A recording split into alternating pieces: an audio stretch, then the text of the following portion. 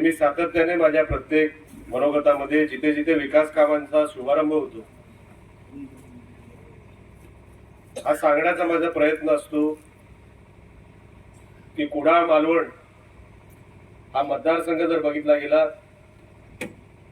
तर 9.5 वर्षापासून ओसाड पडला होता. अनेक विकास कामं थांबली होती.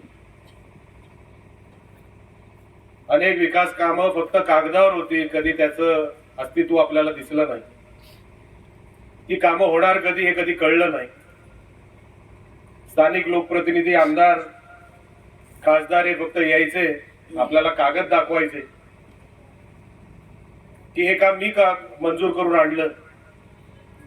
आता ते खरंच मंजूर करून आणलं का हे आपल्याला कधी दिसलं नाही.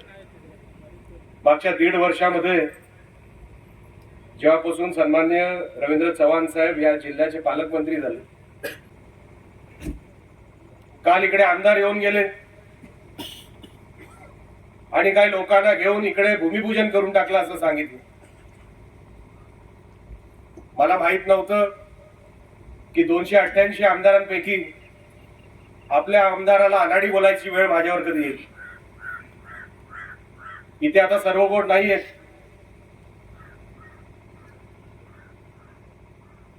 मला अधिकाऱ्यांना विचारायचंय, मला पत्रकारांना विचारायचंय, मला एक सांगा, कामाचा उल्लेख मी कुठेही करून तुम्हाला कागद दाखवू शकतो, पण खरं काम झालं की नाही हे कधी कळतं जेव्हा त्या कामाला पैशाची तरतूद होते, ज्याचा उल्लेख आता संजय वेंगुर्लेकर यांनी केला. प्रशासकीय मान्यता 2023 म्हणजे आमचं सरकार हे आता सगळीकडे साहेब चोरांसारखे भूमिपूजन करायला लागले. अहो, ज्यांचं आहे त्यांचं आहे. आम्ही निधी मंजूर करून आणला तर ते आमचं काम. जेव्हा ठाकरे सरकार होतं 2.5 वर्ष, आम्ही साहेब एकही नारळ वाढवायला कधी गेलो नाही. कागदावरती आमची कामं होती तेव्हा. अनेक वर्षांपासून प्रलंबित कामं आहेत, पण आम्ही कधी सांगायला गेलो नाही ठाकरे सरकार जेव्हा होतं की ही कामं आमची आहेत. अहो, जो पैसा देतो तोच भूमिपूजन करतो, एवढी देखील समज स्थानिक आमदारांना नाही. मला वाईट वाटतं. आणि आमदारांनी आमदारीची कुठली तरी उंची ठेवायला पाहिजे होती. स्वतःच काहीतरी खिशातलं इकडे दाखवायला पाहिजे होतं. 9-9.25 वर्ष या मतदारसंघामध्ये काय करायचं नाही. सरकार आपलं आलं, पालकमंत्री आपले आले आणि तेव्हा खऱ्या अर्थाने या मतदारसंघाला निधी मिळायला लागला. पण आमदाराला ते पटलं नाही.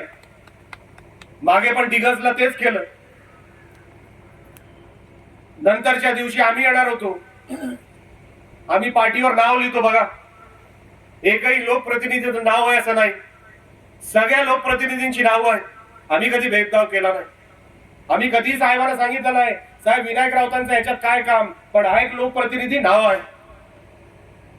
ह्याला मनाचा मोठेपणा म्हणतात. 1 रुपयाचा निधी कधी तुम्ही आणला नाही, पण आज आमचे पालकमंत्री आणतायत तर तुम्ही अगोदर भूमिपूजन करताय. येऊन या व्यासपीठावरून सांगायला पाहिजे होता निधी कोणी आणला. मला पत्रकारांच्या समोर आव्हान देतो मी, अनेक विकास कामं इथे पुढेही होणार आहेत. सांगा तुमच्या आमदार खासदाराला या एका व्यासपीठावर आणि सांगा की हे काम आम्ही आणलंय. आणि जर नसेल आणि जर नाही दाखवू शकलात तर आमच्या पालकमंत्र्यांचं अभिनंदन पण तुम्हालाच करावं लागेल, एवढंही विसरू नका. आम्ही कधी दुसऱ्याच्या मुलाला आमचं मुलं समजत नाही. जे आपलं आहे ते आपलं आहे. खऱ्या अर्थाने जेव्हापासून चव्हाण साहेब आले, तो जिल्हा नियोजनाचा निधी असेल, राज्य सरकारच्या बजेटचा निधी असेल, मी अनेक माझ्या भाषणात सांगतो की मी चव्हाण साहेबांना जो कागद पाठवला, चव्हाण साहेबांनी कधी रिकामा पाठवला नाही. ते विकास काम मला देऊनच परत पाठवला तो कागद. असे नेते आपल्याला सापडले.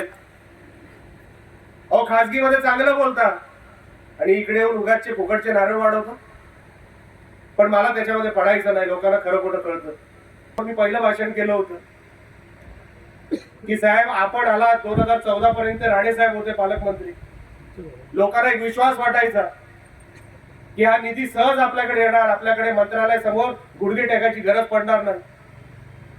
9.5 वर्ष साहेब ही लोक ओसाड पडले. 9.5 वर्ष माणगाव खोऱ्यामध्ये मतदान होतं शिवसेनेला, उभाटा गटाला, पण ते होतं का अजूनपर्यंत कारण कळलं नाही. साहेब, अनेक विकास कामं, दत्त मंदिराच्या बाजूचं काम पण आपणच हाती घेतलेलं आहे. अनेक विकास कामं मध्ये PHC साठी आपणच आपल्या स्वखर्चातून तिकडे मेडिकल किट दिला होता. अनेक कामं आपल्या माध्यमातून होतात. 2014च्या अगोदर राणे साहेबांच्या माध्यमातून व्हायची, म्हणून लोकांचे साहेब आपल्याकडून अपेक्षा भरपूर आहेत. आणि फक्त आपल्याकडूनच आहेत साहेब. बघता बघता आता लोकसभा तोंडावर आहे. ऑक्टोबरमध्ये विधानसभा लागेल. साहेब, मोदी साहेबांनी कामाचा झंझावात अख्ख्या देशामध्ये लावला. न होणारी कामं या देशामध्ये झाली.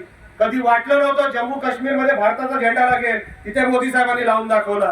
कधी वाटलं नव्हतं या देशामध्ये राम मंदिर बनेल, कारण का तेव्हा काँग्रेसची सत्ता होती. या देशामध्ये राम मंदिर असं झालं की आता बाहेरगावचे पर्यटक येऊन बघायला लागले की राम मंदिर बांधावं तर असं बांधावं. असं राम मंदिर उभं केलं सन्माननीय मोदी साहेबांनी. साहेब, हिंदू म्हणून सांगायला काँग्रेसच्या सत्तेमध्ये दबक्या आवाजामध्ये सांगायला लागायचं, पण आज साहेब ताट मानाने उघड्या छातीने लोक सांगायला लागली, होय आम्ही हिंदू आहे, काढणार तर राम यात्रा इथूनच काढणार, कोणाला काय अडचण होत असेल तर आम्हाला परवा नाही. हे पोलिसांना सांगायचं जर कोण काम करत असेल तर आजचा हिंदू करतोय साहेब. असं सरकार आपल्याला देवाने दिलंय आणि आपल्यासारखा पालकमंत्री आपल्याला मिळालाय. साहेब, आपल्याकडूनच अपेक्षा आहे. 9 वर्ष रिकामा राहिलेला हा मतदारसंघ, काही नाही, फक्त शब्द मिळाले, फक्त कागद मिळाली, कागदाची साहेब रद्दी झाली, पण कामं कधी अस्तित्वात खाली उतरली नाही. हा दुर्गम भाग आहे साहेब, गरीब लोक, गरीब माणसांचा भाग, निसर्गाच्या सानिध्यात असलेला भाग, म्हणून साहेब विरोध आहे. खरं तर वेळोवेळी आम्ही जी विकास कामं केली त्या विकास कामाचेच आम्ही उद्घाटनं केलेली आहेत आणि ती विकास कामं खरं तर आमचं सरकार होतं, त्या सरकारमध्ये या विभागाचं लोकप्रतिनिधी मी आहे आणि त्यामुळे माझ्या पाठपुराव्याने ही कामं झाली आहेत. ह्याचे आम्ही वेळोवेळी पुरावे दाखवलेले आहेत. ते पुरावे पाहिजे तर पुन्हा त्यांना पाठवून देऊ.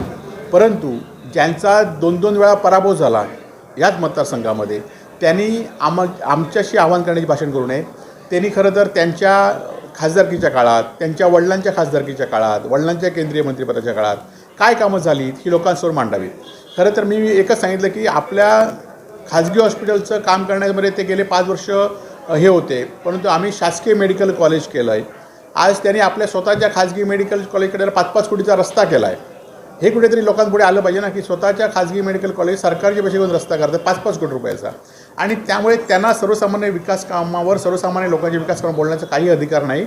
आणि त्यामुळे पालकमंत्र्यांनी ज्या सकारात्मक भूमिका असेल त्या पालकमंत्री सकारात्मक भूमिका आम्ही नेहमीच स्वीकारत असतो आणि कोकणचे सुपुत्र म्हणून त्यांचा आम्ही नेहमीच आदर करत असतो आणि त्यांना करतो. परंतु आम्ही केलेल्या कामाचं श्रेय आम्ही घेतो, आम्ही न केलेल्या कामाचं श्रेय कधी घेणार नाही.